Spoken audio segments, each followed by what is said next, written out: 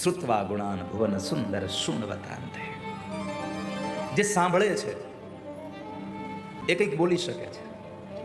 સાંભળવાની પહેલી વાત એટલા માટે કરી, તમારું લખેલું તમને ભૂલાઈ જાય, તમારું બોલેલું તમને ભૂલાઈ જાય, પણ આપણે કહેતા હોય ખબર છે, મેં ક્યાંક સાંભળ્યું છે આવું. સાંભળેલું યાદ બહુ રહે છે.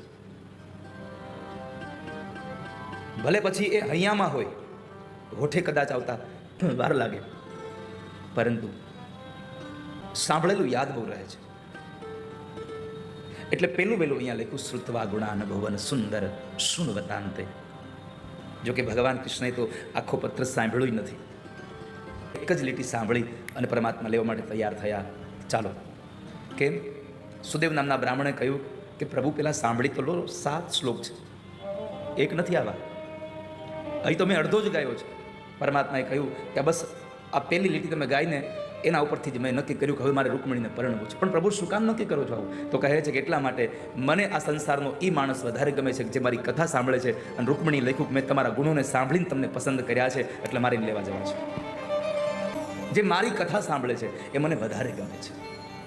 ભગવાન, તમારી કથાઓને સાંભળી અને મેં મારું ચિત્તપત્ર તમને સમર્પિત કર્યું છે.